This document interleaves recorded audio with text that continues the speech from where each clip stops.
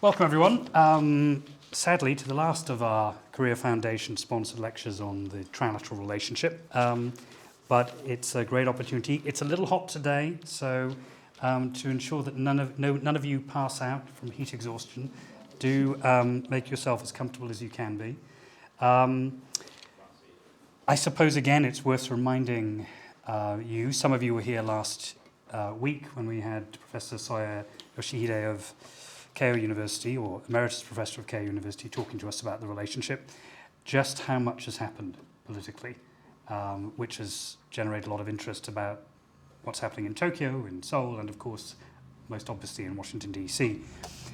Lee Jae-myung, the new president of South Korea, has only been in power for 12 days, and he is on the verge of being tested with his first foray into foreign affairs. Flying, if he's not in the air at the moment, he's on his way, certainly, to Alberta, Canada for the G7 summit. South Korea, of course, has been now fairly consistently invited as a spectator to this important international gathering. And thoughts are concentrated now on whether he will have a meeting with Donald Trump and Prime Minister Ishiba, what may come out of that, whether there's scope for a trilateral discussion in those important face-to-face meetings. And then looking ahead, later in the month, we have the NATO summit, which is due to take place in The Hague.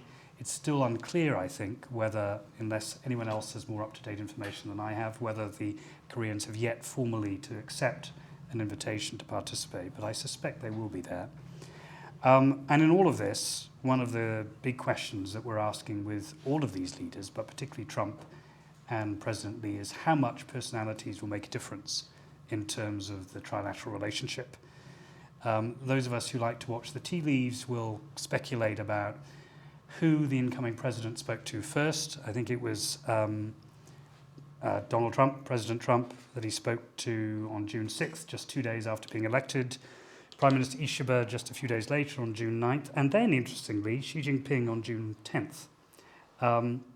So that may be a clue in terms of where the incoming South Korean administration sees its foreign policy priorities. The other factor, of course, that is creating a lot of uncertainty is that not only have we had this big change in South Korea, but we also now have forthcoming political change in Japan, with the upper house elections in July.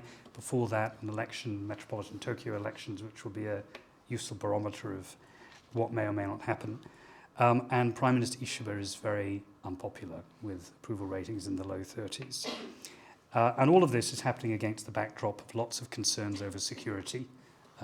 Reports just in the last few days of Chinese aircraft buzzing their Japanese counterparts, raising real concerns about how secure Japan is on the back of an intervention by a Chinese aircraft carrier into Japan's exclusive economic zones. You get the picture that things are really volatile and uncertain.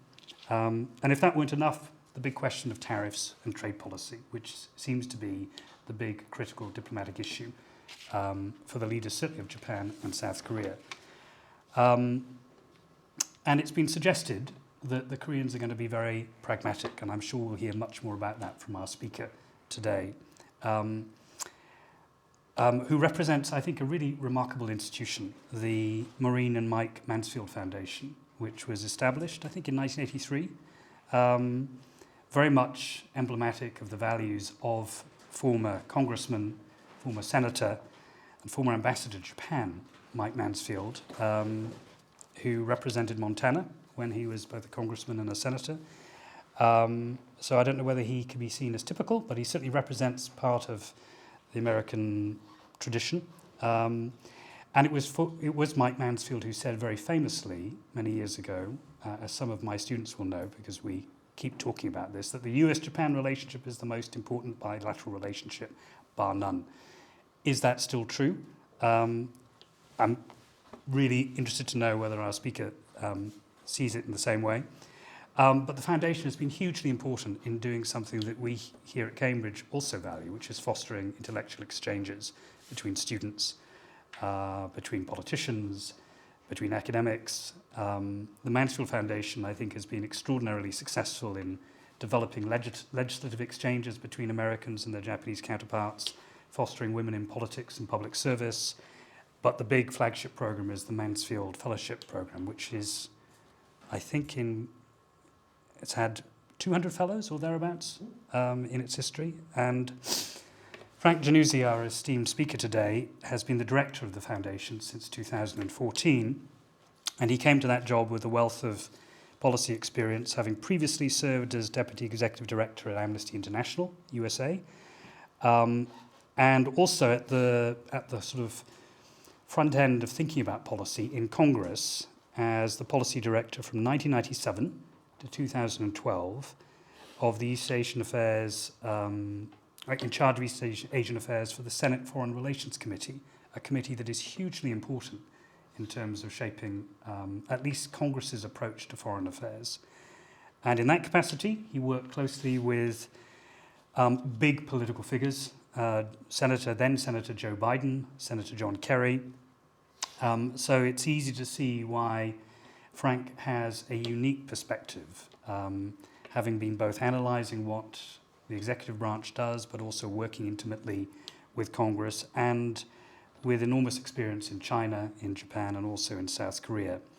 Just a few things to mention, which you will have seen from his biography. He was a Hitachi Fellow from 2006 to 2007, and during that year was based, I think, at Keio University, a university we've been doing a lot of work with in recent months and years, and was also based at the Institute for International Policy Studies. In addition to that, the process of sort of analysing the tea leaves of policymaking is something that Frank Jannuzi has had a lot of experience with, spending 9 years as an analyst in the Bureau of Intelligence and Research. Those of us who spend time looking at American archives will be very familiar with the work of the Bureau of Intelligence and Research. It provides an almost unique snapshot into the sort of material that informs the President's daily brief, that provides the deep insight into what's going on overseas and in other countries. So we are very privileged, Frank, to have you here. Thank you for coming all this way. And you're going to speak for, I think, about 35 minutes or thereabouts. And then hopefully we can have a very lively Q&A discussion afterwards. Frank, over to you. Thanks so much.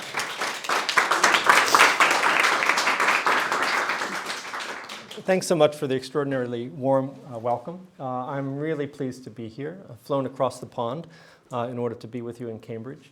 It's my first time back to Cambridge in 40 years. I was here as a student musician with the Yale Band. We played concerts around the campus 40 years ago, and it's my first time to be back.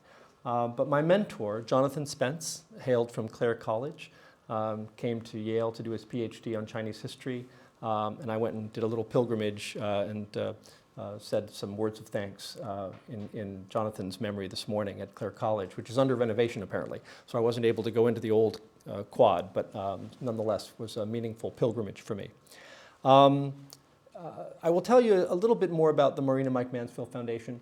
We were established by an act of Congress 40 years ago. So we were actually endowed by the taxpayers with $5 million to try to promote exchanges and mutual understanding between the US and Asia. But we are private and independent. And so we are nonpartisan, but we are completely independent from government. But our signature program, this Mansfield Fellowship Program, is an extraordinary thing. It trains US federal workers in Japanese language, culture, and history, and embeds them inside the Japanese government, where they work for a year in Japanese offices. And then they come back to the United States, where they basically form a bridge between the United States and Japan. So I'm privileged to be at the Marina Mike Mansfield Foundation, even though I don't speak Japanese, but all my staff do. Even though I don't speak Korean, although several of my staff do. My language was Chinese. I was a China guy. And when I joined the Mansfield Foundation, or interviewed for the job, the first question they asked me is like, well, why do you want this job? You're not really a Japan guy. I was like, yes, that's true, but I believe that the US-Japan relationship is the most important bilateral relationship in the world, bar none. I think it still is, and the reason is because the US cannot manage events in Asia without friends and partners, and there is no partner or friend more important in that effort than Japan, although I would argue that Korea is becoming a close second, and the US-Korea-Japan triangle, which is the subject of today's talk, is a relatively new geopolitical formation which I think offers some great advantages, but also some downside risks to the management of U.S. affairs across the Indo-Pacific. So today, I want to talk to you a little bit about triangles.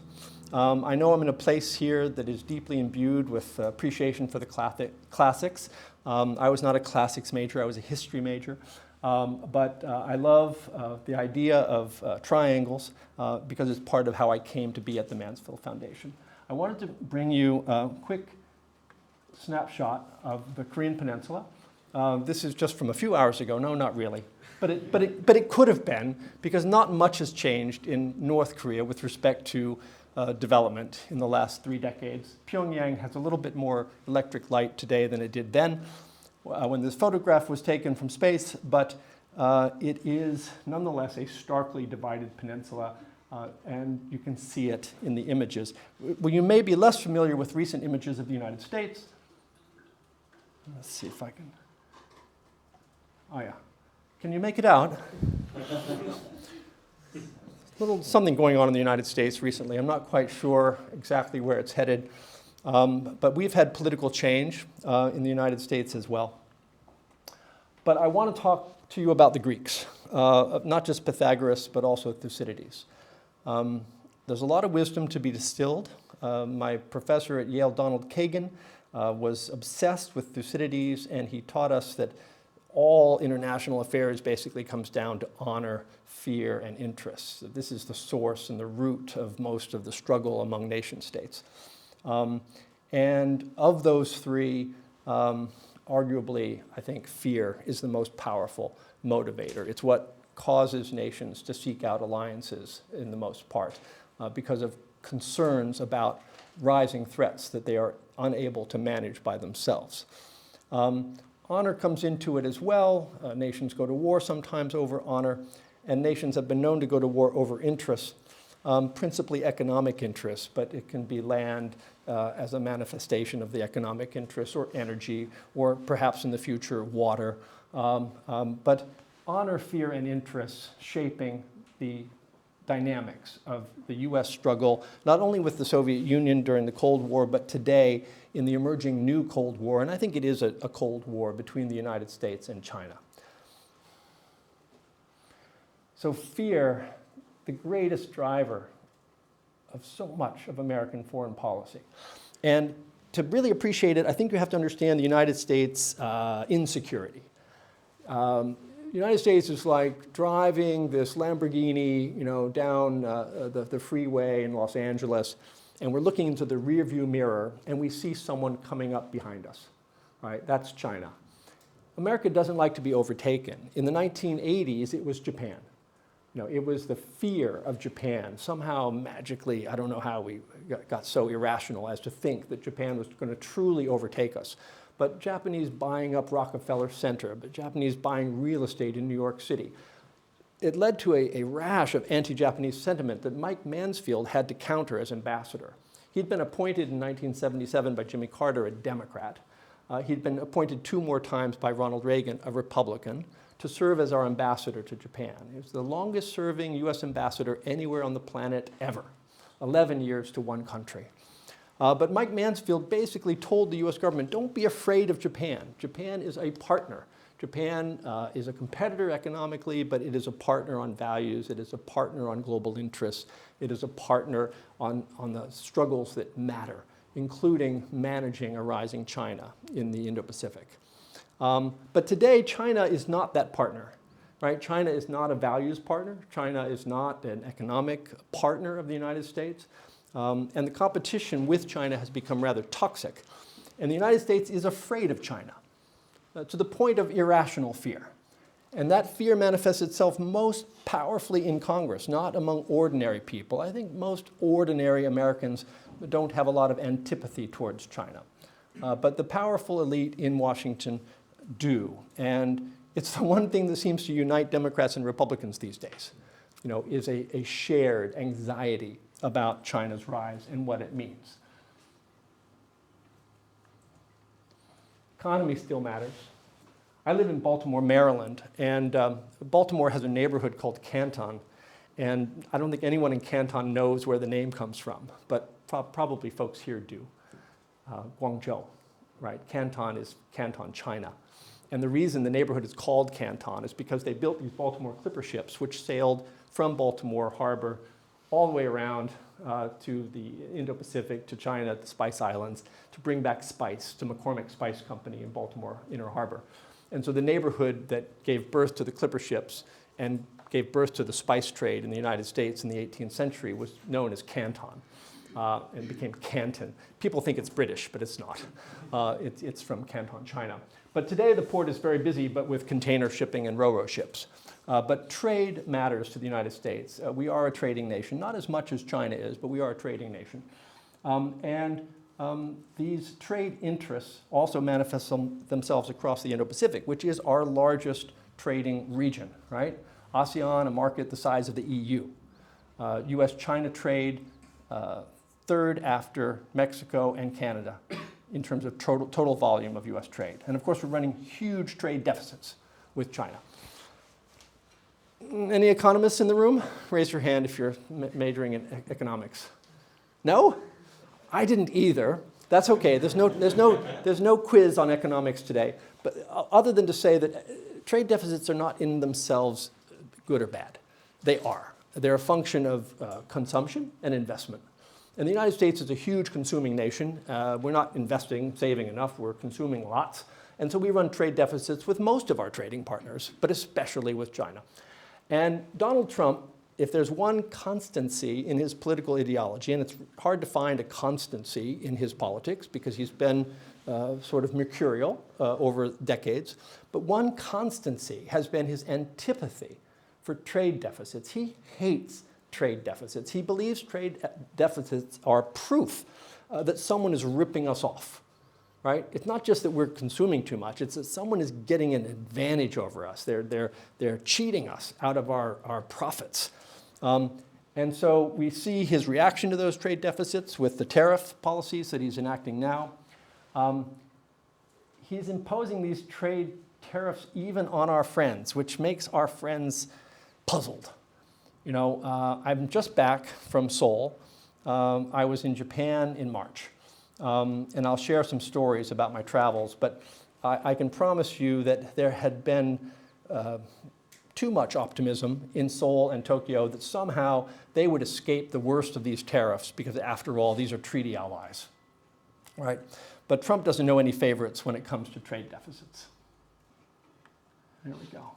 Yeah, so the interests also include human rights and democratic values, although as a former Amnesty International executive, I can tell you that the times in which these issues rise to the top tier of US foreign policy concerns are few and far between, right?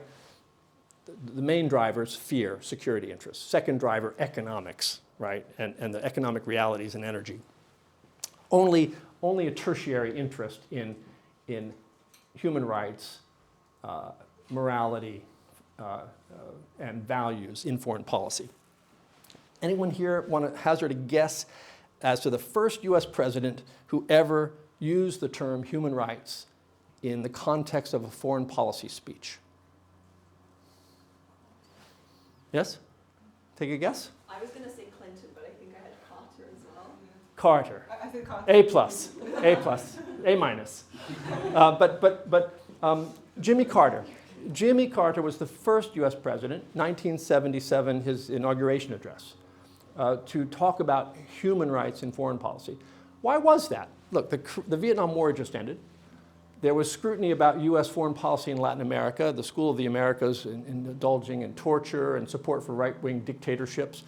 And Jimmy Carter was himself a deeply moral individual who infused his entire presidency with a moral sensibility. He's the only president in the history of modern United States to never order the military to fire a shot in anger.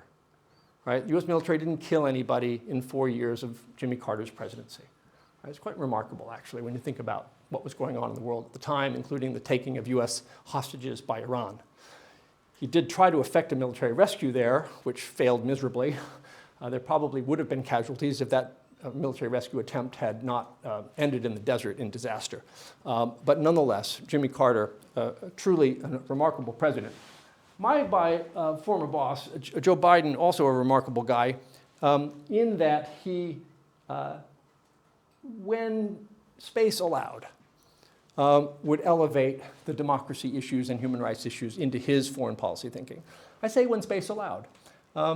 He was very pragmatic as a foreign policy maker, and he did not put human rights to the top tier. But he supported Kim Dae-jung and helped to preserve his life when Kim Dae-jung was threatened. He embraced Kim Dae-jung's presidency as he did support Nelson Mandela and Aung San Suu Kyi and other champions of democracy. But these human rights issues are not normally front and center to American foreign policy. All right, so we don't have the Cold War with the Soviet Union anymore, but we do have this growing rivalry with China. It's across every dimension, right? Science, critical minerals, trade, political influence, military power, right? And China is the only country on the planet currently with the potential to be a true peer competitor of the United States, right? I like to think of it this way. I only know of 2 countries on the planet that when the citizens are asked, could you be the best at something? They think they could be the best at everything. I mean, the French are maybe the best at cooking, and maybe the Germans are the best at making BMWs and automobiles, right? And maybe the Italians are the best in wine and love. But the Americans and the Chinese are convinced they can be the best at everything, right? I don't know of any other country that has the same ambition. Maybe the Brits have never had that arrogance. I think it's like, well, we're pretty good at administration and laws, right? Pretty good at governance. Sometimes I wish we were a little better at that. But China and the United States are engaged in a struggle for global leadership. It's about honor on the global stage. It's about fear, which is in both directions. Their fear that we might try to overturn the Communist Party leadership, our fear that they're subverting our elections, that they're infiltrating our universities and stealing all of our industrial secrets with their students. And it's about interests. It's about market access. It's about trading blocks, RCEP versus CPTPP versus the World Trade Organization and GATT. It's about energy and access to undersea minerals and energy resources across the Middle East. It's about space and about whether space will be sustainable and utilizable, and whether US satellite dominance will be sustained or whether Chinese anti-satellite weaponry and jamming and electronic cyber warfare will undercut our security interests. It's about climate change, although America seems to have ceded the field on that, at least for the next few years. But about adaptation to it. It's about pandemics and public health. There's no field in which the US and China are not direct competitors today. And we don't see each other as especially complementary anymore in terms of our economic interests. There was a time not so long ago when I was growing up where the US and China were on the same side of a different triangle, the strategic triangle, the US, China, Soviet triangle. Right? That was the formative triangle in my youth. I was a student in Beijing in 1984 and back again in Nanjing in 1985. And when I traveled to China in 1984, everywhere I went, if I showed up in a village, a small rural village, I'd say, oh, ni hao, ni hao. And people would say, oh, huan ying, huan ying. And then they would say, Reagan总统第一, President Reagan #1. I'm like, really? Like, I'm a Democrat. I don't really like Reagan. No, he's #1. He's such a good friend. America was selling weapons to China in the 1980s. We were upgrading their fighter aircraft avionics. We were giving them advanced torpedo technology. We were selling them things to quiet their submarines. We were selling them technologies to have counter-battery radars so they could suppress incoming artillery fire. Why?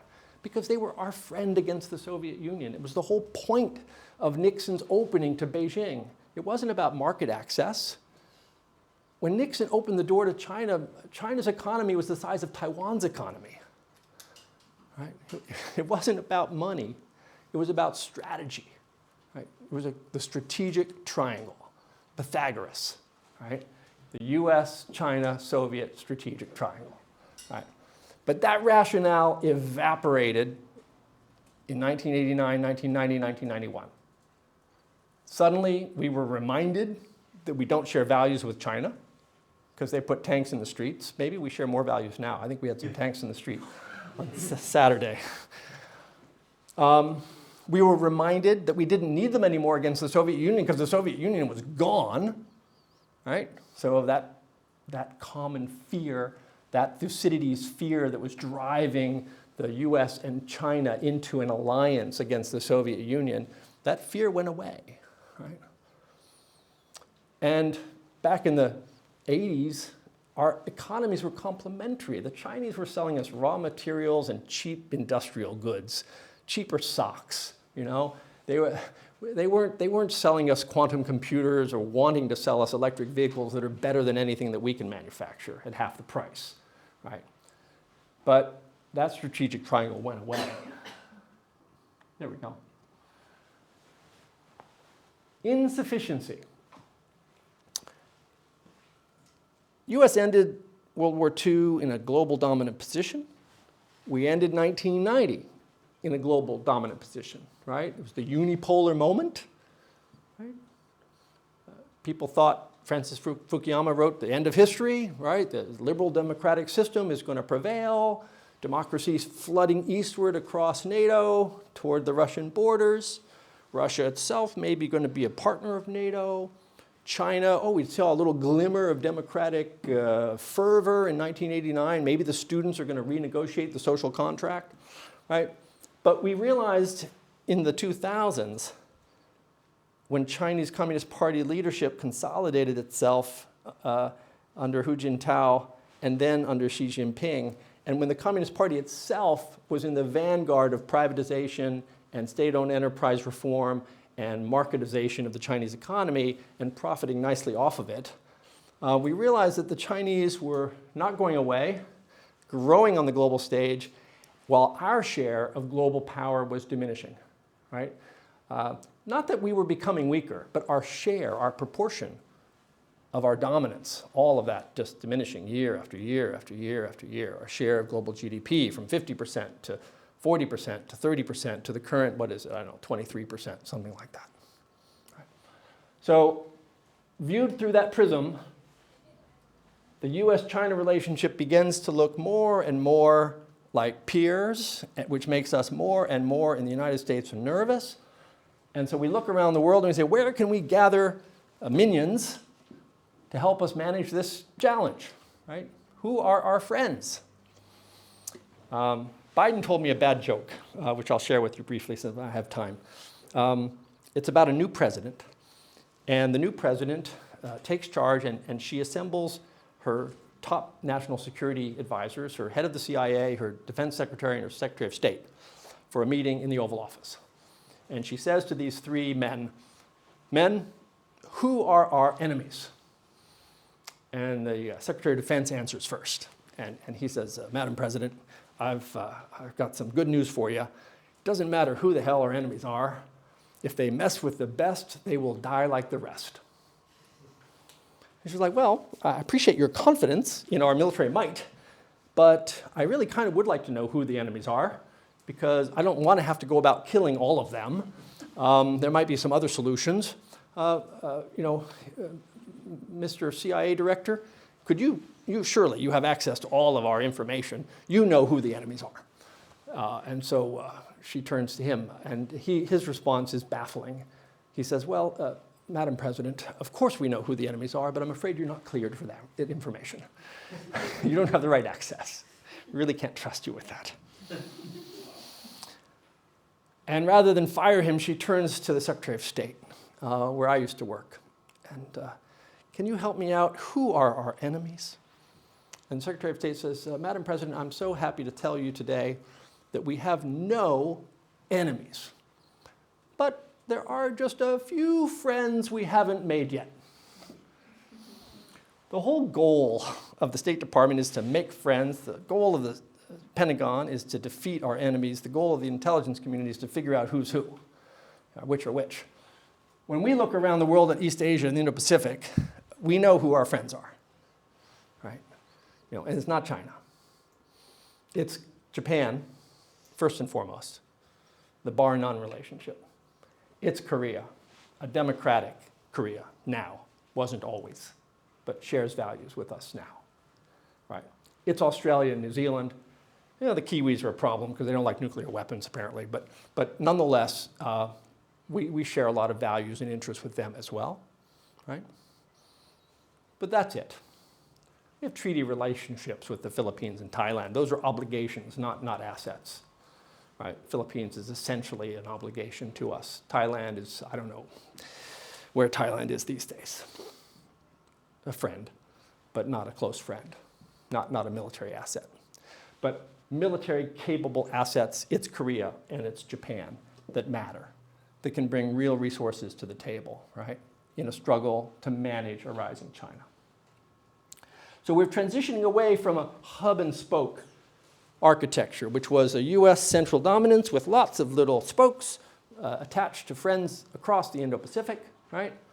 We needed something stronger, but there's no NATO in the Indo-Pacific. So we thought we could set about the next best thing. So Yoshimasa Hayashi, my old boss of 10 years, Tony Blinken, and Pak Jin. These three guys, with a little help from the Mansfield Foundation, which did a lot of prep work quietly behind the scenes, helped to set in motion a Camp David process, which culminated with the Camp David Accords in 2024 in Biden's final year in office. All right, 3 is a magic number. Pythagoreans had a deep reverence for this number 3. It's the only number, whole number, which is the sum of the 2 numbers which precede it. It has an almost divine quality to the Pythagoreans. It's about things like past, present, and future, or birth, life, and death. And there's a symmetry to it and a beauty to it in foreign affairs that is special. All for one and one for all, right? The 3 Musketeers. We see the magic of 3 in a pop culture. But my postulation today is that Biden got a bit lucky with his triangle. He knew that he needed help dealing with a rising China, but he set this in motion at a time when President Yoon of South Korea was prepared to make a politically courageous choice by trying to overcome historical issues which had long bedeviled the Korea-Japan relationship for the sake of strengthening Korea's strategic position on the global stage. Why did President Yoon do this? Was he pro-Japan? Only a bit. Being pro-Japan is a political liability in South Korea, whether you're a conservative or a progressive. It's not a political winner to be pro-Japan in South Korea. But President Yoon, as a conservative, had always been skeptical of the progressive forces in South Korea, always considered them to be left of center, too close to China, maybe communist sympathizers, and in any event, not really the true guardians of Korean national identity, right? President Yoon, as a conservative, felt that even with his attachment historically to Japanese colonial administration of South Korea, that the conservatives represented the true identity of Korea more than the progressives. And fundamentally, he looked at China not as an asset and a friend of Korea, but as a 3,000-year threat to Korea's sovereignty, autonomy, national identity, right, independence. And how do you deal with a giant China when you're a tiny Korea, right? You need a powerful friend, ideally far away, right? Far enough away that they're not meddling in your business, right? I mean, Japan's right close, right? There was a time when Japan took responsibility by colonizing Korea, in terms of providing protection against China or Russia, right? But that wasn't the kind of protection Korea was looking for, right? But a powerful US ally, far away.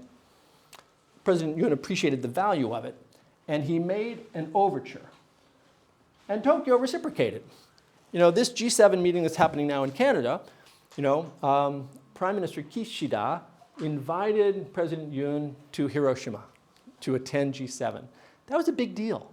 I think not enough people in Korea appreciated it at the time because many people in Korea to this day believe that Japan has not done sufficient work to reciprocate the courageous effort, courageous politically, by President Yoon to reach out to Tokyo.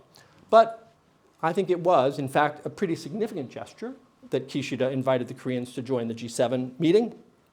And then, partly at our urging at the Mansfield Foundation, jointly laid a wreath to the Koreans who had died in the Hiroshima blast, right? Which I thought was a touching gesture of the two leaders to sort of acknowledge the common humanity and the common suffering that the two nations had both endured at the hands of a nuclear strike. But at its core, these three musketeers, the US, South Korea, Japan, they have shared security concerns that make the triangle come together, right? Concerns about China, and increasingly, under the Biden administration, concerns about the global liberal democratic order itself unraveling, with Russia's invasion of Ukraine, with the DPRK thwarting of international efforts to prevent them from developing nuclear weapons and then retaining those nuclear weapons, with China's rise and China's own threat to certain democratic and human rights values, and China offering an alternative vision to the liberal democratic order that the United States had attempted to propagate globally. Yeah. So Biden got a bit lucky, and he was blessed with a president in South Korea who was committed to the triangle, and a Japanese prime minister in Kishida and Ishiba, who were both less beholden to right-wing conservative thought in Tokyo that had always been a constraint on Prime Minister Abe. And I think it's fair to say that Prime Minister Abe himself was never as interested in trying to re-examine the past in terms of Japan's conduct in the Korean Peninsula and take full responsibility for those human rights violations that occurred. And I'll be happy in Q&A if you want to talk about the whole difficulty of the comfort women issue and forced labor issue. I think suffice it to say that on global affairs, Japan is not uniquely culpable by any means for having violated human rights over the course of its colonial administration of the Korean Peninsula. You need look no further than the United States occupation of the Philippines, and especially our conduct in Mindanao, where we waterboarded people and tortured them, to know that there are plenty of ills to go around on the global stage. But I think what's most important is that South Korea and Japan have made a strategic decision not to forget the past, but to envision a brighter future, to imagine how they can work together in the future in a way that is aligned with their common interest today, right? So not to dwell in the past. And I think that's a courageous decision on both countries' part. So the security is still the driver of this triangle. The threat from North Korean nuclear missiles and the essential quality of joint ballistic missile defense technologies and training and response. Defense industrial cooperation. The Koreans and Japanese both possess enormous shipbuilding skills, which the United States currently lacks. Critical infrastructure protection, including space. A lot of military exchanges going on, working together so we can cooperate in a common language, in a crisis environment. Watching what's happening on the world's oceans. This is increasingly important, not just for military ships, but also for commercial fishing and undersea minerals and exploration. Space situational awareness and space traffic management. This simply refers to the efforts by the global community to prevent too many collisions of the space debris so that we don't have what happened in that movie, Gravity, happen in reality. Right? There's a danger, the space is becoming rather congested and crowded and messy. And there's a need to both clean up debris, but also to manage what's moving around up in space, because it's now tens of thousands of satellites instead of dozens. And also disaster response. These kinds of security concerns continue to drive the triangle forward. But these security legs of the triangle are out of balance. I obsess sometimes, I confess, a little bit too much about language. It bothers me when people use metaphors incorrectly. I do it myself, and my wife catches me on it, my daughters do. But it drives me nuts that for decades, the United States has referred to the US-ROK alliance as the linchpin of our position in the Indo-Pacific, and the US-Japan alliance as the cornerstone. Linchpin, anyone know what a linchpin is? Right. It's what holds a wheel on to a wagon. A linchpin is like the pin you insert that holds a wheel onto the axle so that the wheel doesn't fall off the axle. So a linchpin kind of makes sense if you think of the US-ROK alliance as a wagon, where maybe the US alliance is, the US government and our military is the wagon, but we've got wheels on the wagon, and Korea is one of the wheels. And maybe the linchpin is, you see where I'm going with this.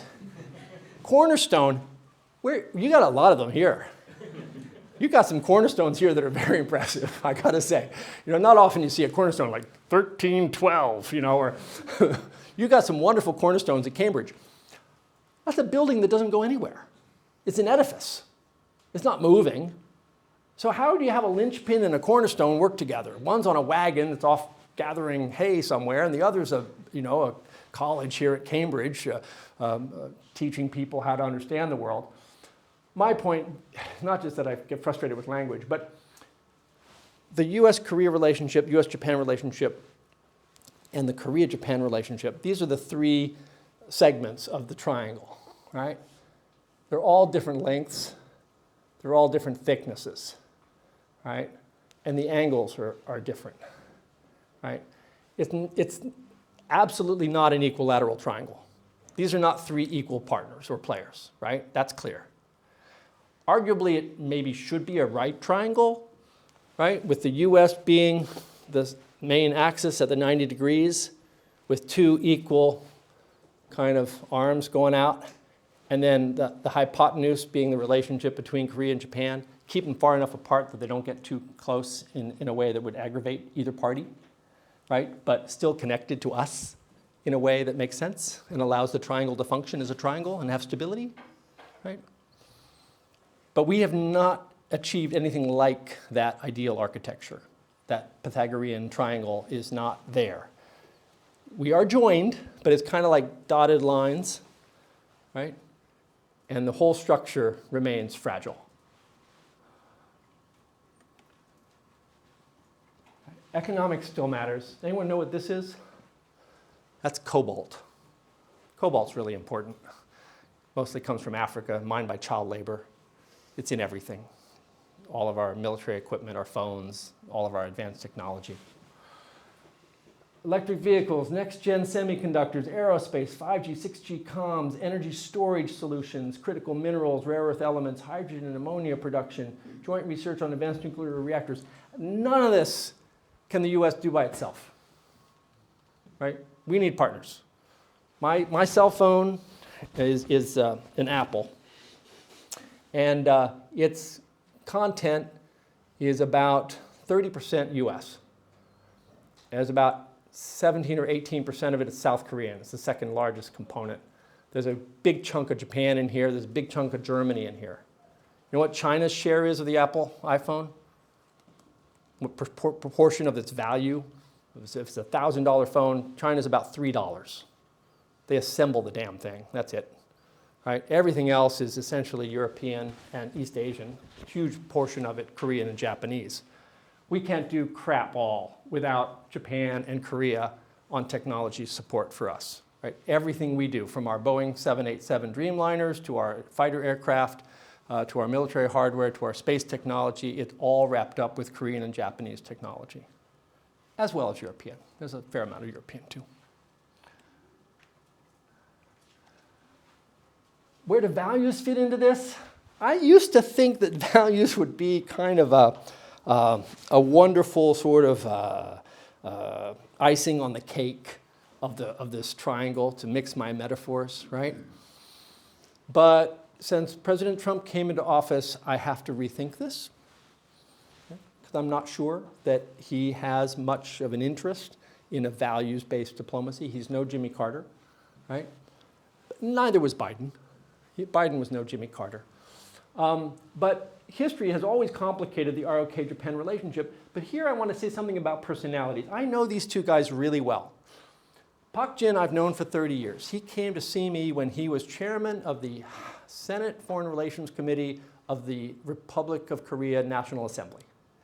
And he was a young senator, and he came to Washington, D.C., and he called me up, didn't know me, but I was Biden's guy, working on Capitol Hill. He says, I want to meet with Senator Biden. I'm like, who are you? I'm Pak Jin. I'm a senator. Okay. No. This is not going to happen. But then I got to know him. He came and see me in my office. And I was like, first of all, he's a pretty impressive guy. He was here, right? So, pretty impressive guy. Smart. He pulled the old college tie on me. We both went to the Kennedy School. I went to the Kennedy School too. All right, well, all right. Now I have to see a meeting with you. And then I got to know him a little bit, and I began to assess his qualities. I thought, this is the kind of guy who might be foreign minister or president of South Korea someday. So my boss should meet him. So my boss got a meeting with Pak Jin, and he's been grateful to me ever since, because he went back to Korea with his photograph, me and Joe Biden, in the Congress, and it kind of helped boost his political career, right? Because having a powerful friend in Washington as a young senator from South Korea was useful, for his ambition to become foreign minister someday. This guy, Yoshimasa Hayashi, I've known him for 30 years. And what I can tell you about Hayashi-san is that he's also Kennedy School. More importantly, as a young man in his early 30s, he interned for a young senator from Delaware, not Joe Biden, the other senator, the Republican, Senator Roth of Delaware. And as an intern for Senator Roth in his early 30s, in 1994, Yoshimasa Hayashi was asked by his boss, please do something to promote the US-Japan relationship. We've just come out of the woods of really tough trade times, but the relationship still needs a lot of work. It's kind of not where it needs to be in terms of trust and coordination and understanding, mutual understanding. And so Hayashi-san wrote a bill that made it all the way through the Congress. And that bill created something called the Mansfield Fellowship Program to train US government workers to go to Japan, to speak Japanese, understand Japan better, work with Japan across every imaginable area, from space to the oceans, to energy, to nuclear fusion, to critical minerals, to aircraft production, you name it. And there are 200 alumni now of that program populating the US government. They are the top voices on US-Japan relations in the US government, almost without exception. And this guy made it happen. And it turns out these two Kennedy School graduates kind of like each other. They became friends. And personal dynamics still matter in foreign affairs. And Hayashi-san calls Pak Jin PJ. That's his nickname. And PJ calls Hayashi-san Papa Hayashi because of his being the grandfather of the Mansfield Fellowship Program. So they're buddies. And they want to work together on strengthening global democratic governance. And I think so will the new South Korean government. And I'll get to that. But this human rights agenda, I think, is a bit imperiled, not by tension between Korea and Japan, but by inconstancy and some questions about the sustainability of the commitment on the US government side. You may have read about how we abolished USAID, and we've pulled out of pretty much every UN organization that matters and dropped our funding for a lot of foreign assistance programs globally, even for humanitarian work. Whoops, okay. All right, so where are we in this triangle situation? we have a US, Japan, ROK triangle. But even as this schematic would suggest, there's triangular elements, but it's still getting itself sorted out, right? It's not very well structured yet. It's an immature triangular relationship. The big concern going into this year was, with the expectation that the progressives would take power in Seoul, there was fear is too strong a word.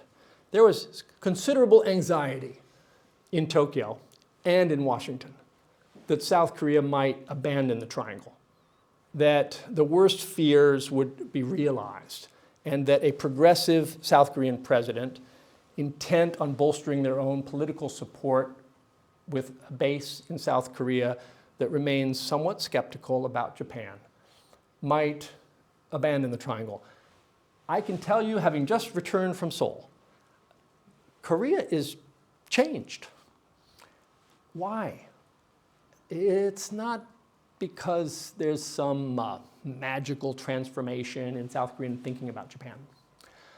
Although, to be fair, the younger generation has largely put history behind them. Young people in Korea go to Gimpo, get on a plane, they fly to Tokyo for the weekend, right? They're enjoying the cheap yen. They go to Japan, they have sushi, they drink sake with Japanese friends, they fly back to Seoul 3 days later. Japanese are doing the same thing. They're coming to Korea. Young Japanese and young Koreans are seeing much that they have in common. J-pop and K-pop and Squid Games and anime and manga. There is a cultural dynamic here, a friendship building, right, that is changing the political landscape. The older people in Korea still tend to be pretty conservative. Welcome, gentlemen and lady. I'm talking about Korean politics, so everything I say that's wrong, you have to correct me later, okay? Older people in Korea tend to be more conservative. They supported President Yoon's party in the most recent presidential election. People in their 30s to 60 are sort of the critical base of support for the progressives because they grew up in the democracy struggle led by Kim Dae-jung and the Democratic Party. So they were sort of overthrowing the conservatives and overthrowing military rule. Younger people are the swing voters, and the younger people are divided along gender lines. The men tended to vote conservative, the women tended to vote progressive. But you have this very interesting dynamic in South Korea. It's a diverse, polyglot, plural society, right? It's not uniform, right? And there's generational changes as well as geographic divisions, as well as temperament issues and issue-based divisions. But what Korean people are united on right now is that China poses a real threat. Chinese companies are now head-to-head with Korean companies that used to enjoy quality and qualitative dominance on things like, flat panel TVs and vehicle production, right? And when you go across ASEAN, throughout Southeast Asia, where Korean companies are very competitive and where they see a market for their goods, they're facing a real tough competition from China now because the Chinese have closed the qualitative gap. They're still cheaper because they got cheaper labor, right? And they're putting a real squeeze on the chaebol, on the Korean industries. So there's an economic dimension to the competition. There's a security dimension. The Chinese are expanding their sphere of influence. They've recently put up some drilling platforms in waters that are arguably contested, and in any event, rather close to the Korean Peninsula.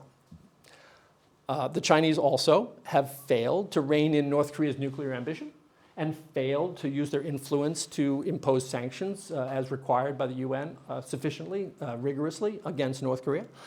And most recently, the Chinese have sided with Russia, more or less, in Russia's war of aggression against Ukraine, which makes Korea nervous because this is a fundamental assault on the liberal democratic order. Korea is a middle power. It's a relatively small country. It's not a nuclear power.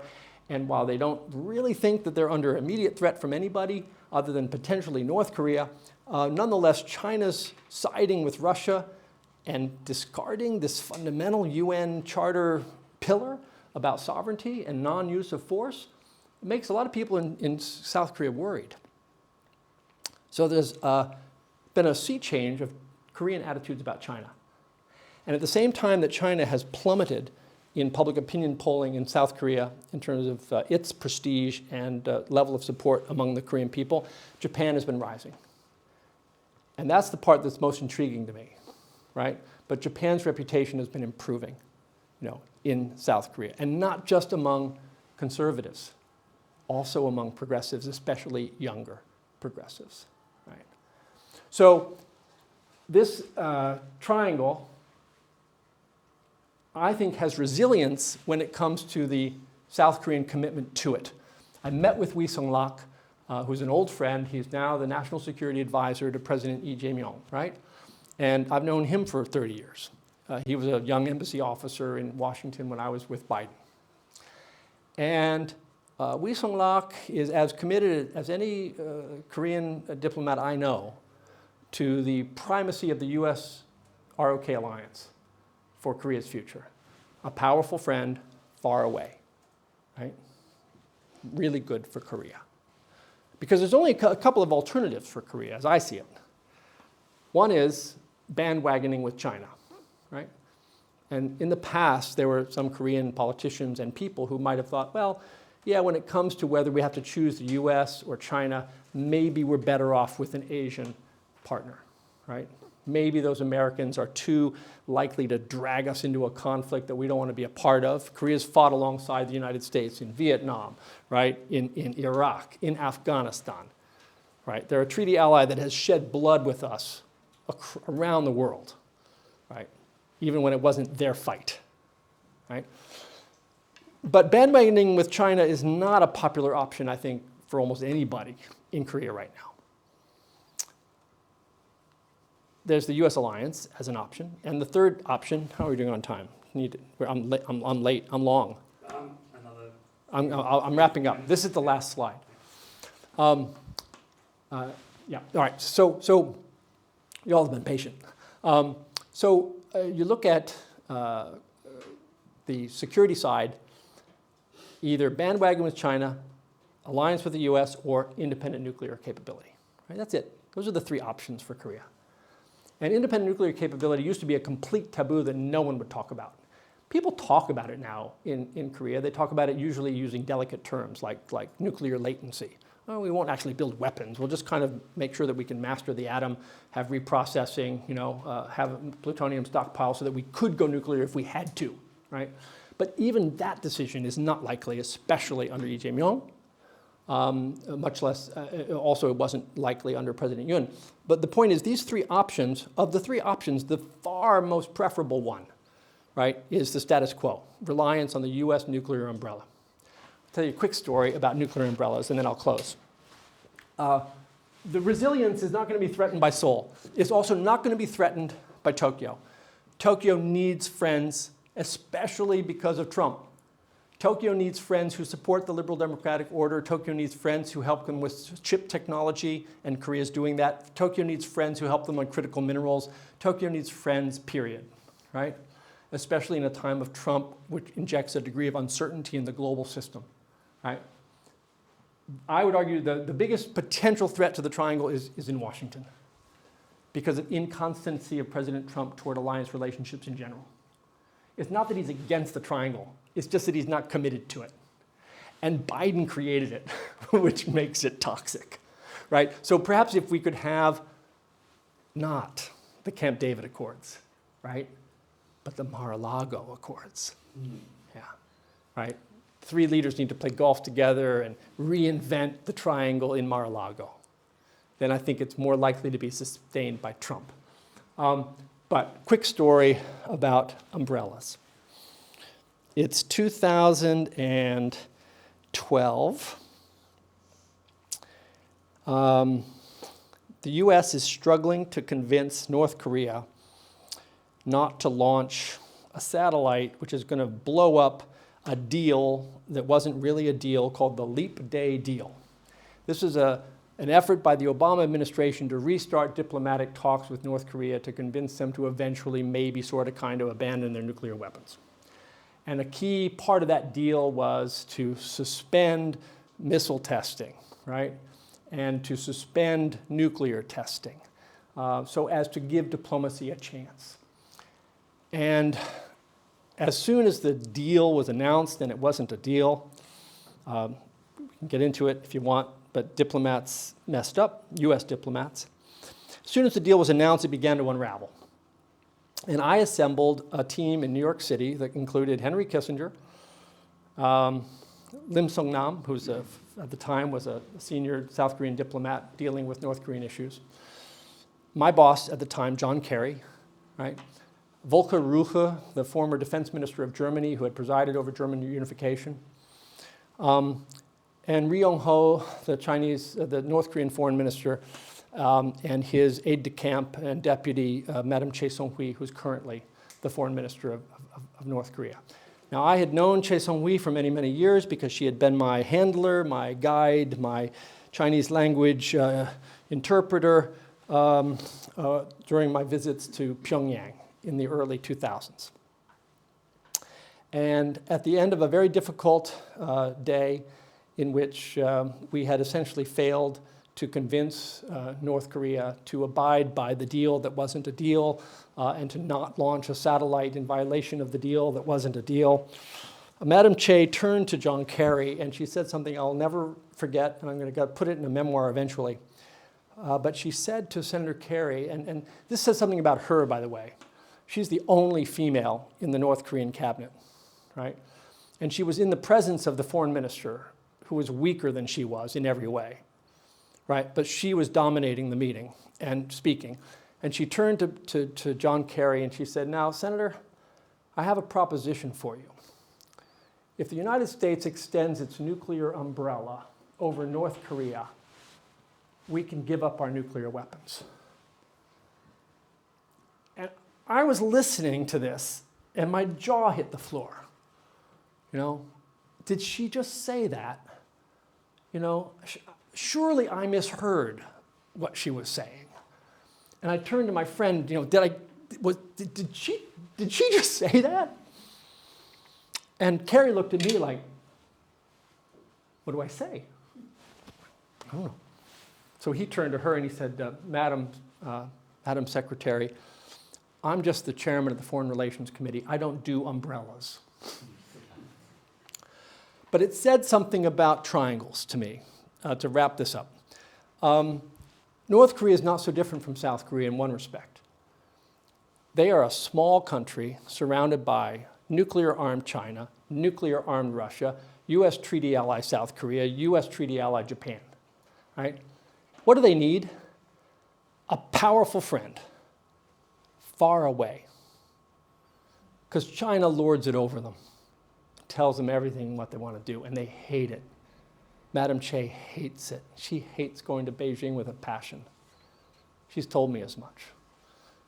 Russia's a powerful friend, and they're kind of far away because Moscow's a long way from Pyongyang, which is what explains the Pyongyang-Moscow relationship right now. That plus the fact that Moscow needs tanks and artillery and soldiers and for cannon fodder in the Ukraine war.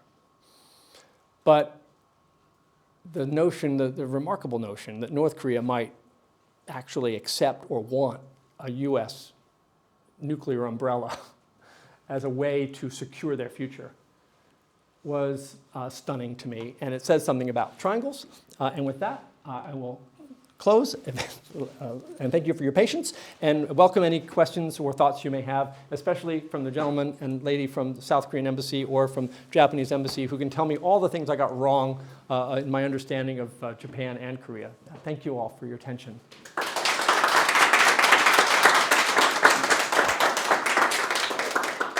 Thanks. I mean, and also for giving us that really insightful insight into the role that personalities play in all of this. I want to ask one quick question, which is sort of prompted by some of the individuals you introduced. So Ri Yong-ho, the former North Korean foreign minister, was ambassador here. Im Sung-nam, the South Korean official you mentioned, was also ambassador here. And there's been a lot of speculation recently in the UK about the opportunities for closer cooperation between the UK, Japan and South Korea. We have had the Hiroshima Accord, strengthening UK-Japan relations in a way that seems, if not unprecedented, certainly it's a huge step forward in the relationship. And under President Yoon, we had the Downing Street Agreement that signalled a big step forward. From your vantage point in Washington, to what extent is there any discussion about the possibility of our three countries working together, particularly at a time when all of this inconstancy that you talked about in Washington is such a big concern?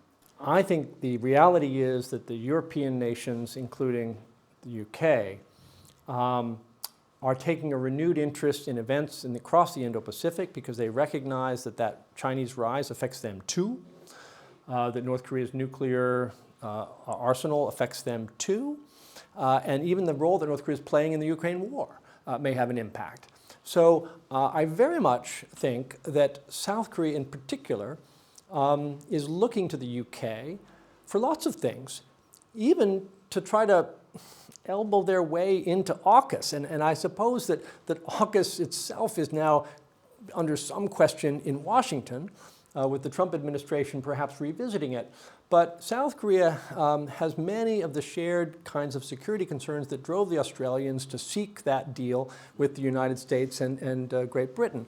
So I know from speaking to Park Jin and Im Sung Nam and Wee Sung Lak and others in Seoul that they look to the UK as a true friend and partner. Remember, the UK has long had good representation in Pyongyang.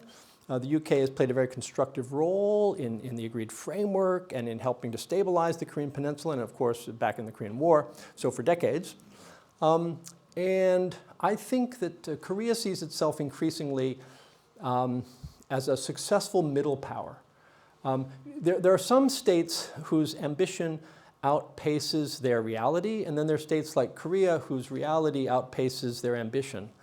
It is only lately that the Korean nation has embraced first sort of this concept under President Yoon of a global pivotal state, or his predecessor Moon Jae-in, the New Southern Policy, expanding Korea's scope and reach beyond the Korean Peninsula into Southeast Asia. But I believe there's a lot of continuity there between progressives and conservatives in South Korea, that Korea is emerging on the global stage, as a top 10 player in every category that matters, right? From economy to technology production to space, across every dimension, Korea is now solidly a G10, right? So what they lack up till now is the seat at the table in some of those institutions like the G7 that reflect a global governance scheme that is probably in need of a upgrade or a retrofit.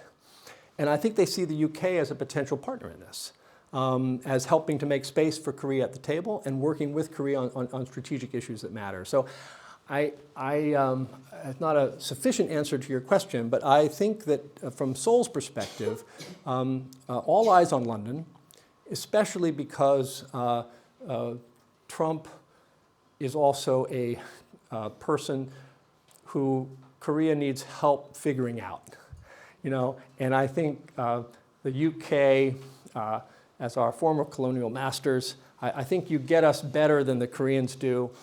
Probably the Korean leaders would see the UK as a useful dialogue partner, even to help manage how to deal with this creature, called Donald Trump in the Oval Office. So I think there's a bright future there for UK ROK coordination, and it's no coincidence that the British people have twice now sent aircraft carriers to visit Busan and South Korea, that the United Kingdom's own security reach has been reestablished into the Indo-Pacific, albeit with some US help. But yeah, I think it's a promising area where the South Koreans in particular are going to push. Okay, questions from the floor. Yeah, right at the back. Thank you so much. Really insightful and powerful. You talk about the instability in kind of this triangle coming from the U.S. side in today's environment. How do you see yourself and the Mansfield Foundation continuing the great work you guys have been doing in an environment that is maybe disenfranchised with the establishment? And how do you maintain those relationships across the aisle and across borders?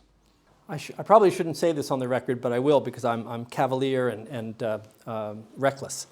In the United States today, there is the Trump administration and there is the president. And they really are two separate identities. The president is a unique force of nature. His administration is populated by many capable people who are not so non-traditional. And one of the things that most of his administration shares is a commitment to alliances, a commitment to the U.S.-Japan relationship, a commitment to the triangle, all of those things. I don't think the president personally has the same commitment, but nor do I think he has an agenda to take a wrecking ball to it. So I think part of what's going to happen is we're going to see play out over time how much of the U.S.-ROK-Japan relationship is in the hands of people at the National Security Council and the State Department who see the value of it, who understand the logic of it, who believe in triangles, and who think that the U.S. needs help managing China, right? And how much of it is going to be tweet-driven out of the Oval Office at 3 a.m. And I don't know the answer to that, right? I don't think any of us can predict. To the extent that the establishment, if you will, of the U.S. foreign policy system remains intact, I think inertia. Didn't Newton study here? There's Cambridge is such an amazing place. There's gravity and there's the inertia that is in favor of sustaining this triangle. We put some effort into it. It's a large object in motion. Changing its direction would require the application of force against it, right? Of sufficient mass and direction as to alter its vector. I don't know if that's going to come to pass or not. You know, I think that the Koreans and the Japanese are going to be rolling the ball, you know, as best they can in the same general direction, you know, and then Trump might come along and kick it out into the left field. I don't know. He might, but hopefully he won't, because I think it's a useful structure. I want to give a little bit of a caution, though. I'm a product of the Cold War. In other words, I grew up duck and cover under the benches, the nuclear, all that. But I don't want a new Cold War. And I think that the other triangle that we haven't discussed much, but this one, right? The North Korea, China, Russia triangle. I'm a believer in Bobo Lowe's hypothesis that this is an axis of convenience. You know, this is a mistress relationship, not a marriage. This one is even more convenient. This is like, I want money and technology. I want howitzers and ammunition and cannon fodder, right? There's no strategic commitment there. This one is love-hate. Oh, yeah, we're both communists. We fought together 70 years ago, you know, and you lord it over us and tell us what to do, and we don't like it. And we're going to have our nuclear weapons, and you can't tell us what to do anymore. This triangle ought to be driving wedges into this triangle, not consolidating it. But there's a real danger that the US-ROK-Japan triangle could help consolidate this unholy trinity, right? And I think that would be a strategic mistake. And one of the things I worry about is, you know, can these three democratic allies come up with a common strategy for how to peel China away from Moscow? Or maybe, this is a wild one, pull the DPRK out of this triangle, right? Madame Che Song-Hui's, extend the old nuclear umbrella over, right? Or even more crazy, but it's what Abe spent 8 years trying to do, peel these guys out, right? Solve the northern territories, right? Exploit the Russian Far East energy resources for the benefit of South Korea and Japan.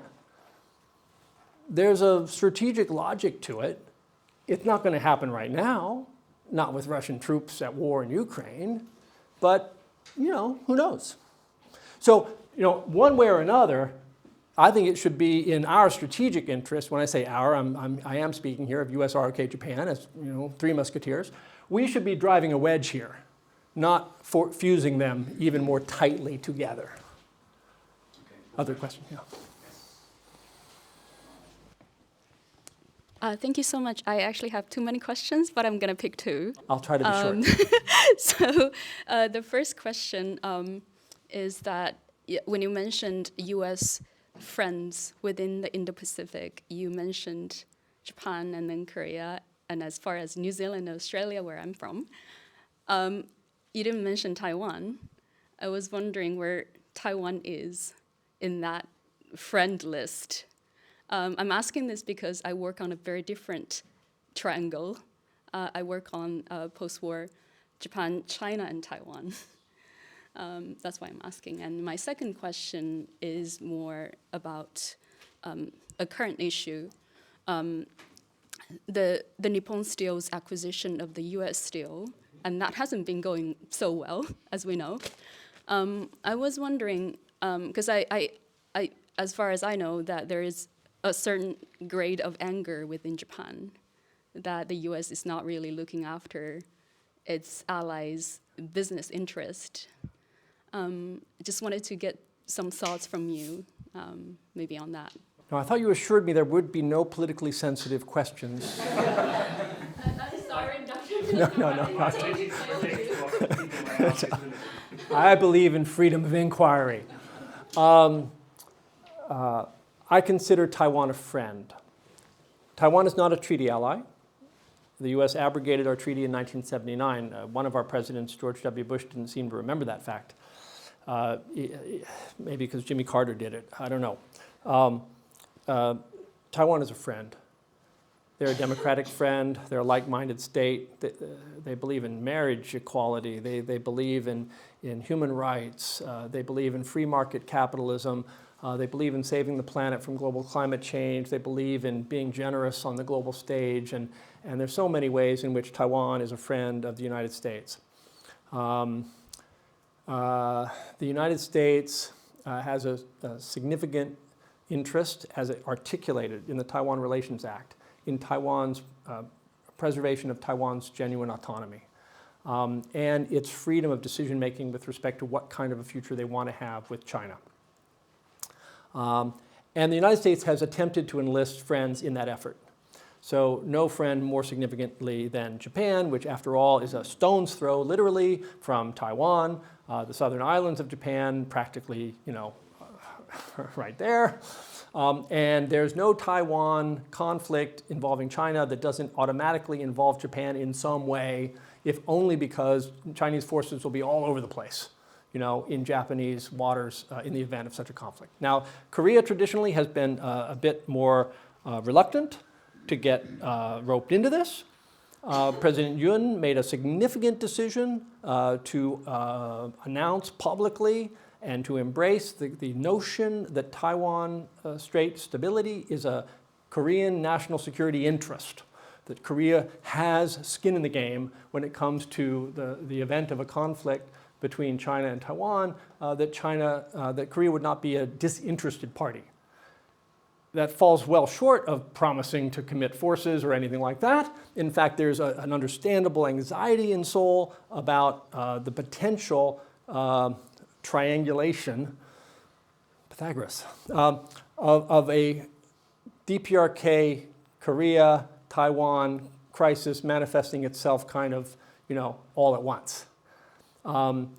maybe opportunistically on the part of North Korea that saw America distracted by a potential China-Taiwan contingency and then wanted to stir up trouble on the Korean Peninsula. And the need for Korea, therefore, to maintain a strong deterrence posture, and not to jettison U.S. forces into a struggle on Taiwan that are committed to the security of the peninsula. This gets down into the weeds a bit, and I don't have time to go into it sufficiently. I will say this. 98% of the U.S. forces on the Korean Peninsula have little, if any, utility in a Taiwan conflict. Taiwan conflict is a maritime conflict. The U.S. presence on the Korean Peninsula is tactical air and ground, not naval. So the reality is, much as many people in Korea may worry that we might commit forces from the Korean Peninsula to a Taiwan conflict, in my estimation as a former military analyst at the State Department, that ain't going to happen because the stuff we have on the Korean Peninsula simply isn't useful. F-16s are not going to fly from, Osan to the Taiwan Straits and back. They have to refuel 3 times in the air just to get there. So that's not going to happen.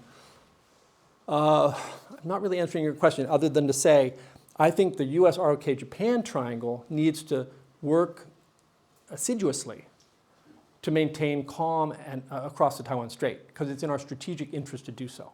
A conflict there is in none of our interests. That much is clear to me, right? And I think Korea and Japan are on the same page about this. Nobody wants a war between China and Taiwan. It would be a disaster for everybody. What was the second part of your question? Nippon Steel. Look, Nippon Steel, should have been allowed to acquire U.S. steel. I believe in free enterprise. I don't think governments should be telling friendly nations not to invest in America. I think it was an abomination that Biden played politics with it. It's a worse abomination that the current administration, mercurially completely reverse course, having said that they would never allow it to happen, to now it can happen, but only if President Trump has a personal stake in calling all the shots. I think the Japanese people are understandably a little bit frustrated that essentially, what was a friendly offer to invest billions of dollars to help modernize and upgrade the capacity of U.S. steel was viewed as some kind of a security threat when it clearly was not. So I can say all this candidly because I'm not in government. I'm not running for anything. But I think that the United States should embrace that Japanese investment more fulsomely, with fewer strings attached. But I'm not making policy in the White House, although we have friends there, and we are a nonpartisan organization. The beautiful thing about Mansfield, again, appointed by Jimmy Carter and then Ronald Reagan, right? And we don't play politics. We try to look at what's happening and figure out, how to promote mutual understanding and cooperation. That's our mission. Okay, I'm going to take 3 questions at once, or maybe even 4, because I know we're running short on time. So you're armed with a pen and paper. So all right, yes, I am. Start over here. 1 question each. Thank you very much for this very insightful talk. My question is about your last point in your presentation, North Korea. So much of the discourse still treats North Korea as an unpredictable disruptor on the margins of great power politics. But its integration into Russia's wartime industrial system kind of tells me a different story. I don't know if you would agree. We're seeing the emergence of a durable kind of revisionist bloc with Pyongyang now functioning as a structurally embedded, partner rather than a peripheral nuisance. So my question is about this shift. How do you think this evolution affects the credibility and long-term cohesion of the US, Japan, South Korea strategic triangle? And how should this shift... That's 2. Sorry. Okay, I stop here. Thank you. Okay. All right, and we will... Thank you very much. Stay after. We'll try to get the second one. Go ahead. Yeah, thank you so much for your talk, Frank. one question about human rights, because you have a career in Amnesty and you do know a lot about how to deal with the human rights issues. When it comes to North Korea, people are divided on how to approach the North Korea's human rights issues in North Korea. Some people say we need to problematize it. We need to talk about it. We need to exert greater pressure to change Pyongyang's course on human rights issue. And some people say, no, it's a problem that we're problematizing it because we need a good relationship to begin with. And that's how we build a momentum later on for a dialogue. From your perspective, what should we do when it comes to the North Korea's human rights? And that's one question, so I'll stop here. Thank you. Got it. Thank you for exercising restraint. Thank you. Got it. And then to the front. Yeah. No, you take it first. Yeah. Thank you for the interesting talk. My question is kind of related to human rights things, but more like shared values, so-called. As I mentioned, 1990s, since Jimmy Carter in 1970s, but I think U.S. has this kind of liberal democracy, human rights promotions in like South, like global South. Like this is how countries Southeast Asia fight against dictatorship, and they kind of using this kind of human rights promotion things.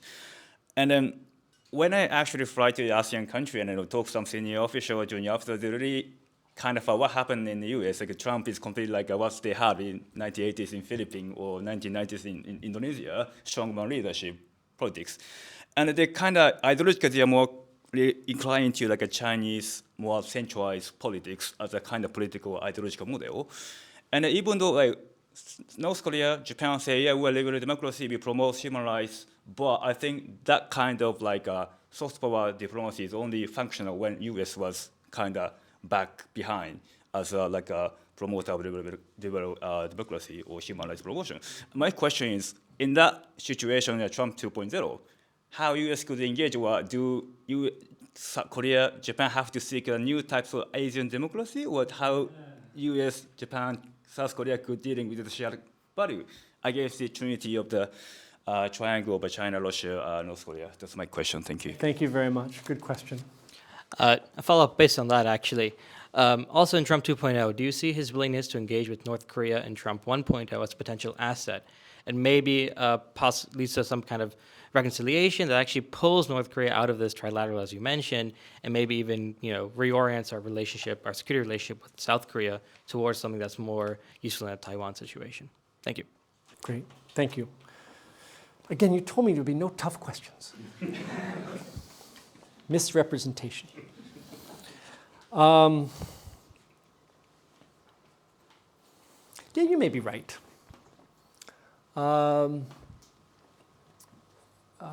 I think I am a product of my times, and my times are a time when Russia was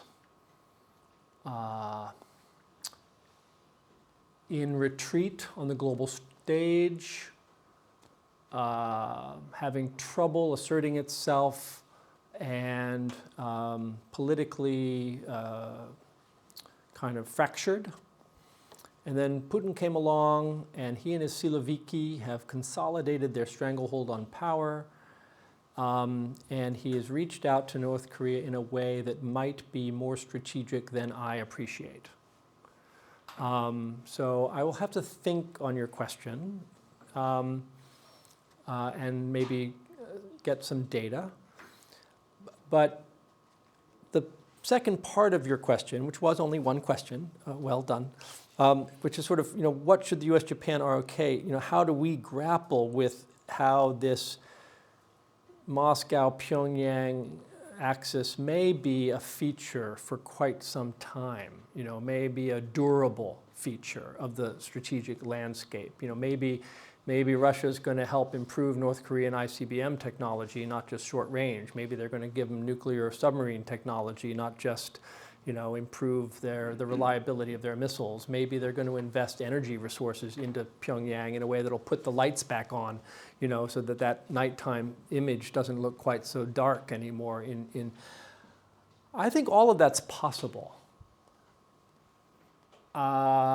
My prejudice is that Russia is a European power, and that Putin's desires are to be a player in Europe, and that he's not that ambitious about Russia's role in the Far East, and that therefore his attention and his investment may be less than your question sort of imagines.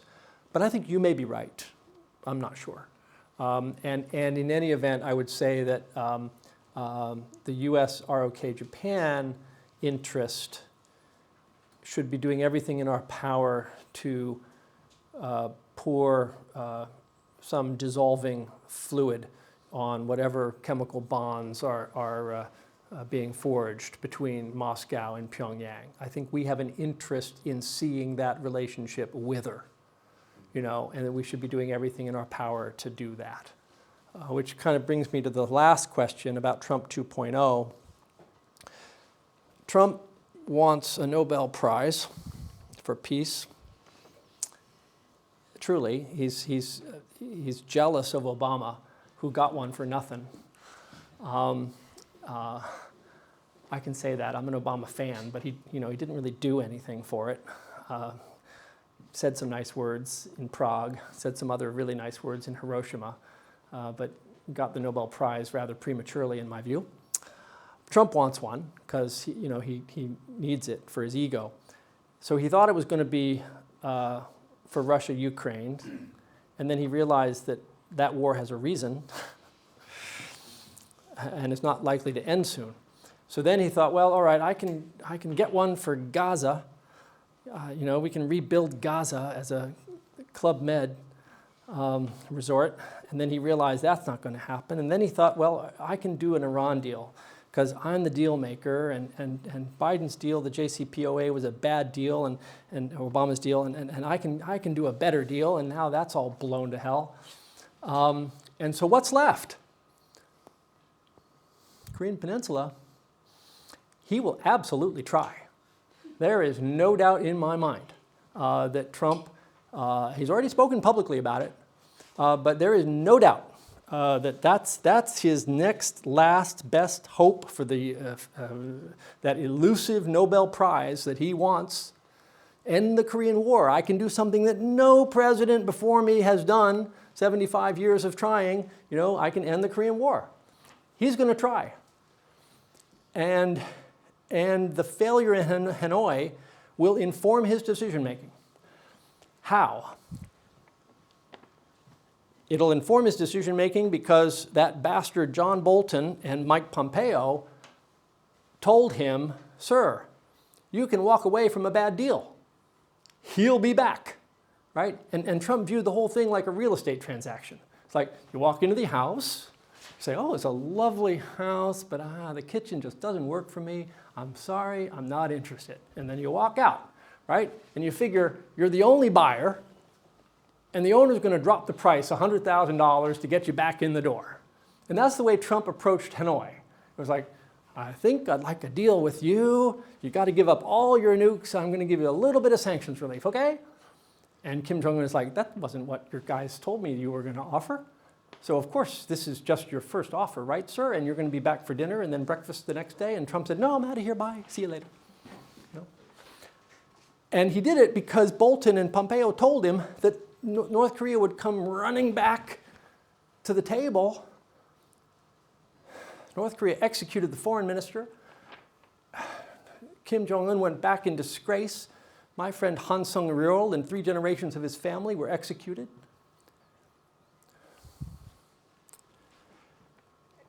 That had a consequence, for the U.S.-North Korea relationship. North Korea didn't come running back to the table. North Korea is going to play hard to get next time, but they're still interested. Powerful friend, far away. Does Trump have what it takes to seal the deal? I don't think so. Will he try? 100%, no doubt in my mind. Right? If he hasn't reached out already, he will be soon. Does he have the sustainability, the advisors, the patience, the integrity to see through a complex negotiation necessary to bring about a peace deal with North Korea to end the Korean War? I wouldn't bet a lot of money on it. But as for him trying, he will try. And he will carry lessons from Hanoi, and the lesson will be, don't trust your advisors, just trust yourself. Right? No guardrails. No John Bolton in the room. All right, two more questions. Human rights. They're both human rights related. Values. I participated in the Commission of Inquiry, the Kirby report. It's the 11th anniversary, I think, of that issuance, like that, yep. Of that report by the UN. When I was at Amnesty International, I commissioned satellite research. That's why I have some of those pictures, looking at gulags in North Korea. And North Korean human rights is an issue I care deeply about. I'm passionate about it. I've met with the families of the abductees. I've met with Megumi Yakota's parents when both of them were alive, and her brother. And I've worked with the Japanese government to try to get information on the abductees. Every time I've gone to Pyongyang, I've met with the North Korean officials who are in charge of that issue and tried to convince them to cooperate more with Japan on the issue. And I think that there's nothing about North Korean human rights situation that will get better if we ignore it. What we know about the North Koreans is that they care about their international reputation. Remember the honor, fear, and interest, that honor thing? North Koreans care about honor. They care about their honor being besmirched on the global stage by attention to a human rights record that is deplorable. It pisses them off. They don't like it when we shine a spotlight on their bad human rights record.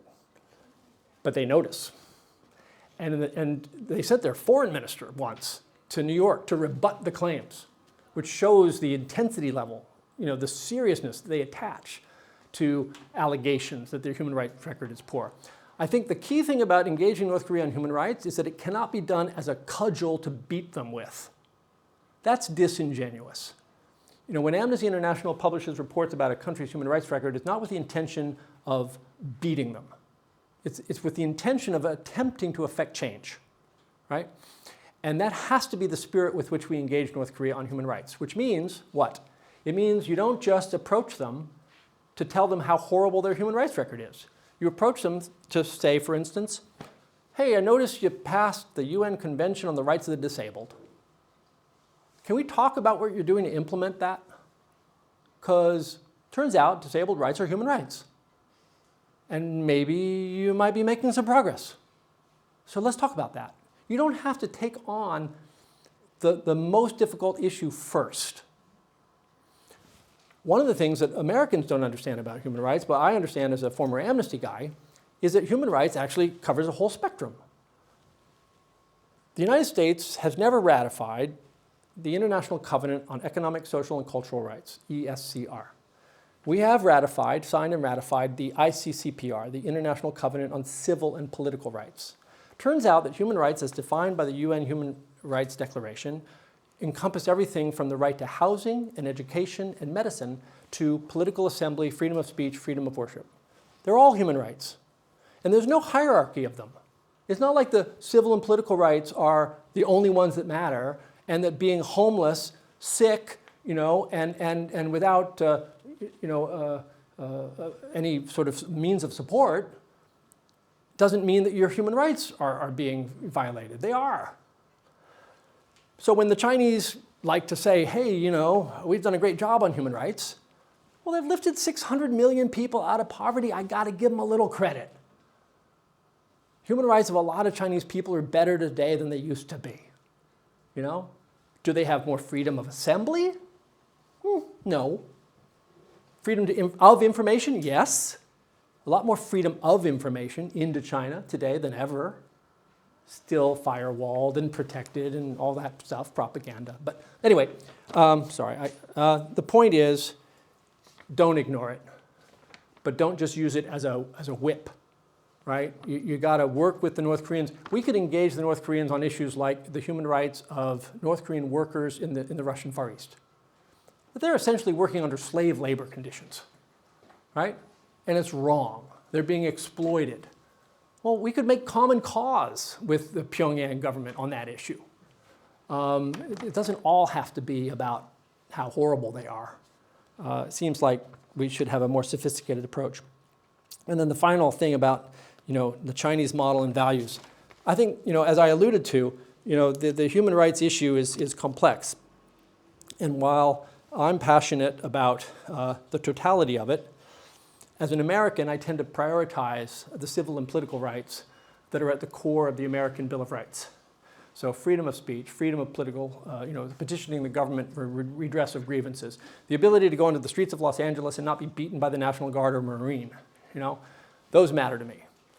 But as an amnesty official working on the global stage, I had to try to broaden my lens, the aperture. And I think that there's a reason why China is gaining influence across Southeast Asia. Part of it is just the sheer scale of their economic investment and interactions, because the business of Asia is business, and the Chinese are good at it, and they're everywhere. But it's also because the Chinese don't have the same strings attached, moralizing, that the United States brings often to the engagement. And here I'll have to say, and I mean this as sincerely as a compliment and not as a criticism. Here I will say Japan represents a country that has adopted a more sophisticated approach to the human rights questions often across ASEAN than the United States has. And it's kind of an acknowledgement that economic rights and political rights kind of go hand in hand. I can't prove it to you, but I think what happened in Taiwan, I think what happened in South Korea, I think that these are democracy miracles that were born in part out of economic development and prosperity. I think the same could be said of Indonesia. That South Korea's democracy was given birth to in the 80s at a time when South Korean body politic had enough cooking oil and rice and chicken in the pot that the people of South Korea turned their attention to higher aspirations. I know that's a sort of a simplistic, maybe even paternalistic kind of attitude to have, but I genuinely believe that, development is not a prerequisite for democracy, right? The United States was our democracy was not, made possible by the Industrial Revolution, right? But it helps. The history teaches me, that it seems to help. So the Chinese have a competing model. It is a competing model. It does not ever afford their own people or on the global stage the same commitment to the political rights that we hold dear, but that doesn't mean that it is antithetical to human rights, and I was recently in Cambodia, where I served as a peacekeeper 30 years ago, under Yasushi Akashi, a brilliant Japanese diplomat who ran the election there. And a wise friend, I'll close with this, but a wise friend, Foreign Service officer, I guess I was 30 years old. And I was all excited about Cambodia's democracy is coming to Cambodia, I was there for the election, and as I was running a whole district. And it all began to go off the rails. Almost as soon as the vote ended, it all began to disintegrate. And then eventually, 3 years later, there was a coup, and this wise Foreign Service officer sat me down. He said, Frank, calm down. He said, just remember, 30 years from now, he's long dead, but he says 30 years from now, when Cambodia is governed by a feckless, authoritarian, repressive government, that's going to be a big step up for Cambodia. Because they were coming out of civil war and the Khmer Rouge and the killing fields. I went back to Phnom Penh late last year. I couldn't believe it. I mean, the quality of life overall is so much higher today than it was 30 years ago. And the people of Cambodia do not have access to freedom of expression or opposition political party rights or adequate freedom of assembly, but they are so much better off in so many other ways, right? That's part of the reality of modern Cambodia. Both can be true, that it can be a feckless authoritarian regime and that the people can still be better off than they were in the past. And this is the Chinese, to me, this is the genius of their global effort. They're basically saying to the world, what do you care most about? You know, and a lot of people across the world care a lot about the bread and butter issues. And not as many people, in my opinion, are as committed and devoted and intentional about being in the vanguard of the push for political rights. And the Chinese are making that gamble. I hope they're wrong. I hope they're wrong. I would like to think that at the end of the day, a lot of people care about freedom of expression, freedom of assembly, democratic governance, human rights, including civil and political rights. But the Chinese are making a different bet, and we'll see. I think we'll prevail in that one, but I may not live long enough to see it.